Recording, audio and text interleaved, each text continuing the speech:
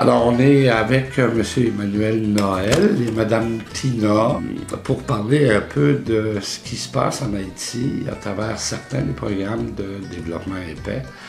M. Noël, qui est responsable des suivis de projet là-bas.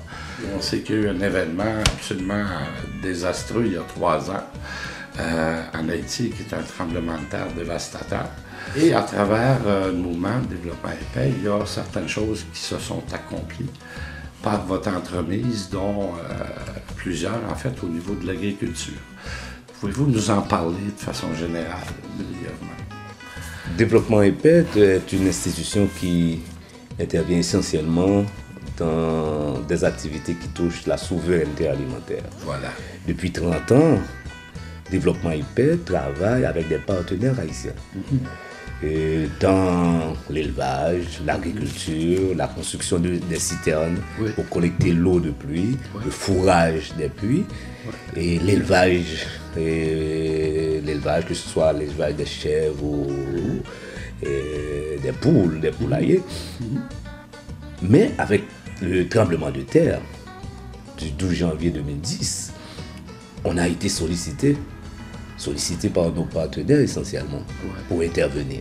C'est vrai qu'ils connaissent que nous intervenons sur des activités durables depuis plusieurs années avec eux. Et ça, c'est un mot important. Durable. Oui, c'est ça. Et c'est vrai qu'ils connaissent que ce sont des interventions durables que nous appuyons. Mais face à la grandeur de la catastrophe, ils nous avaient sollicité.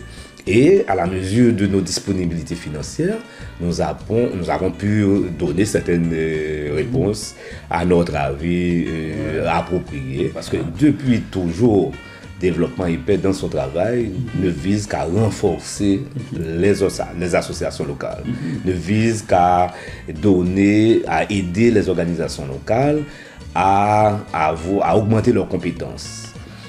Et cela se fait de façon directe avec les communautés.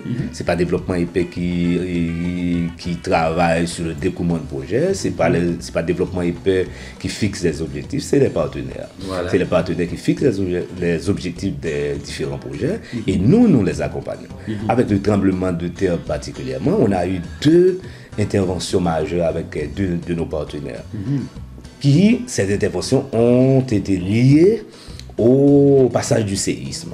Avec MPP, c'est vrai que le MPP, Mouvement Paysan de Papaye, qui se trouve dans le plateau central, tout le monde sait que le plateau central est la zone la plus sécuritaire du pays par rapport aux événements sismiques, par rapport au tremblement de terre. Voilà pourquoi, étant donné que le centre-ville de Port-au-Prince, comme on dit, la République de Port-au-Prince, c'est là qu'il y a une concentration de la plupart des activités majeures, a été secoué, le centre-ville. Donc, beaucoup de personnes se sont accourues dans le plateau central. Parce que c'est pour tout le monde la zone la plus sécuritaire. Parce que nourrir plusieurs personnes en plus, ça demande beaucoup. Donc, ils nous ont présenté un document de projet dans lequel on a des activités qui touchent l'agriculture, l'élevage, mais aussi des activités qui touchent la construction des maisons. Ce sont des maisons, c'est ça, des habitations. C'est pas seulement des maisons, mais c'est des maisons à l'intérieur d'un village et d'un village où il y a de l'agriculture, de l'élevage, de l'eau potable, du jardin communautaire, tout ça. C'est des villages de 10 familles. Chaque village contient 10 familles et actuellement on a 5 villages. Des familles en moyenne, on a 6 personnes par famille. Donc, qui sont là, hébergés, avec toutes les séances de formation pour les aider à vivre en communauté. Parce que les personnes qui sont venues de Port-au-Prince, donc c'est des personnes, il y a des personnes qui viennent de l'Artibonite, qui sont originaires du Cap-Haïtien, qui sont originaires du plateau central également, qui sont originaires du nord-est, un peu partout. Donc ils sont venus là. Et à Port-au-Prince, c'est une autre vie. En milieu rural, c'est une autre vie. Donc il faudrait qu'il y ait cette formation pour aider cette population cosmopolite à vivre en communauté. Certain montant de maisons qui a été construite. Au départ, il y a eu une centaine de maisons. les gens ont reçu C'est les clés. ITK. Et puis ensuite, 58 maisons. Mais on a un projet de 400 maisons. Wow. C'est 400 Wow. familles. ça. Wow.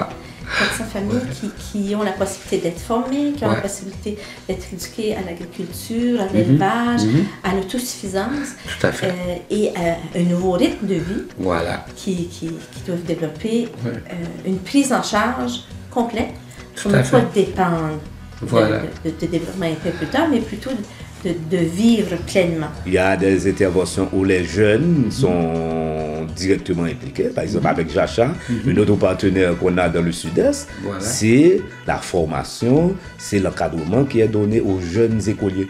Donc, on fait la formation pour les élèves dans les salles de classe. On fait la formation pour les parents aussi. Écoutez, on ne peut que vous souhaiter la meilleure des chances, vous remercier pour votre présentation de ce soir, fort intéressante. Merci. Merci de votre support et merci pour l'intérêt que vous portez à ces gens-là et pour justement l'intérêt que vous portez vis-à-vis l'autonomie des gens. C'est fabuleux, c'est extraordinaire. On ne peut que vous en féliciter. Merci beaucoup. Merci beaucoup. Merci.